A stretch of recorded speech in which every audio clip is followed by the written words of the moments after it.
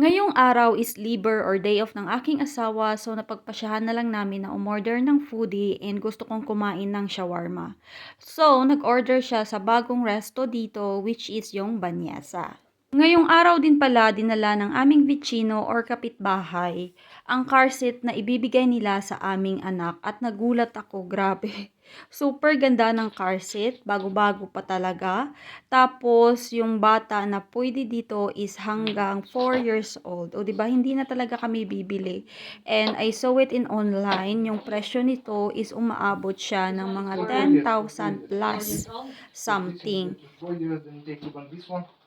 Да. This one is for Small. months.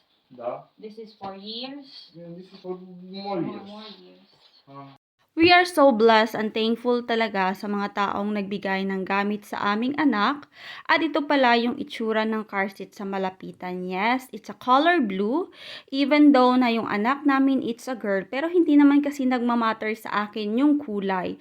As long as very useful sa aming mag-ina at mag-anak is tinatanggap ko talaga and super mahal ng ganitong car seat. May nagbigay na naman sa amin ng car seat. And nakasave na naman kami ng aking asawa. Kasi this one is a really, really good car seat talaga.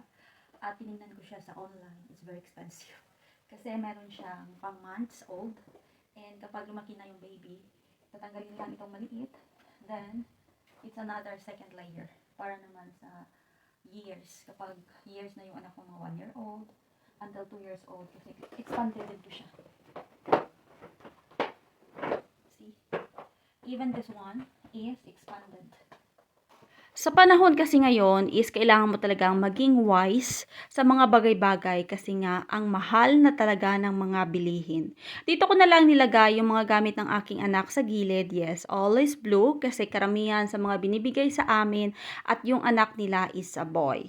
Tinatanggal ko na rin yung aking mga nilabhan nung nakaraang araw kasi nagmala na siya tapos nagtiyangwa na rin kami ng aking asawa. Dumating na pala yung aming in-order sa may Banyasa or Banyasa ba yung tawag dito. We will see kung masarap ba ito kasi this is the first time na makakatikim ako ng shawarma galing sa store na ito. Ang ganda ng packaging niya, hindi ka nalugi.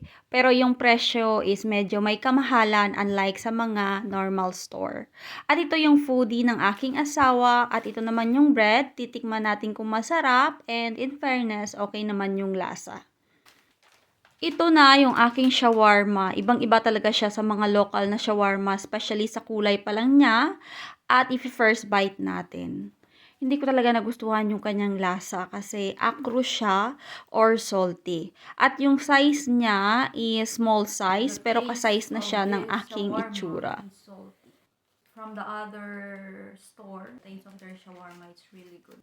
Wala tayong choice kundi kainin talaga natin kasi nga pricey yung kanyang price. Then, nanonood ako ng movie kasi every time na nag-order kami ng foodie, talagang nanonood kami ng mga filmy or movie.